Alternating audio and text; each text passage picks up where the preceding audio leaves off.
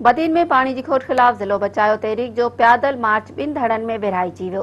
एक धड़े सीधा सा गालियों करे लॉन्ग मार्च खत्म करण जो ऐलान करे छड़ियो। बे धड़े फैसलो मञण खां इनकार करे छड़ियो आहे। जिले बदीन में पानी की खोट खिलाफ निकतल काफ़िलो पैदल मार्च हैदराबाद पहुंचण खां अॻु 2 धड़न में विरहाइजी वियो आहे। एक धड़े सीधा सा गालियों करे लॉन्ग मार्च के खत्म करण जो ऐलान करे छड़ियो। बे धड़े फैसलो मञण खां इनकार कयो आहे।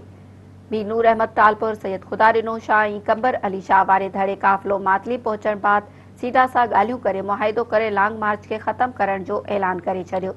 राब्तो करण ते सैयद खुदारिनो शाह मेहरान टीवी के बुधायो त असांजा समूरा मुतालबा सीधा अमलदारन एमडी सीधा प्रीतम दास ऐं डायरेक्टर सीधा मीर गुलाम अली तालपुर मंजूर कया आहिनि ऐं लिखत में ख़ातिरी कराई आहे त समूरा मुतालबा तस्लीम कया वेंदा। हुन जो त सीधा के खत्म करण लाइ सेक्रेटरी आपाशी के लिखियो वेंदो। फुलेली केनाल बाबत कमेटी फैसलो कंदी। फुलेली केनाल अक्रम केनाल के पूरो हिस्सो ॾियण लाइ मुतालबो जायज़ आहे, उन ते अमल करायो वेंदो। अलीपुर रेगुलेटर जा बंद दरवाज़ा खोलण ते डायरेक्टर के पाबंद कयो वियो आहे त विर्छ शफ़ाफ करे। संदसि चवण हो त पाणी विर्छ बाबत जिलो बचायो तहरीक के लाज़मी तौर शामिल करण लाइ डायरेक्टर एमडी सीधा पाण में सलाह कंदा ऐं ॿिया जायज़ मुतालबा तस्लीम कया आहिनि। जंहिं बाद असां पंहिंजो एहतजाजी मार्च ख़त्म करण जो ऐलान कयूं था। होॾां ज़िलो बचायो तहरीक जी अॻवान अज़ीज़ुल्ला डेरो राब्तो करण ते ॿुधायो त राति जी ऊंदाही में कयल फ़ैसिला असांखे क़बूल न आहिनि। असां अहिड़े ठाह खे रद्द कयूं था।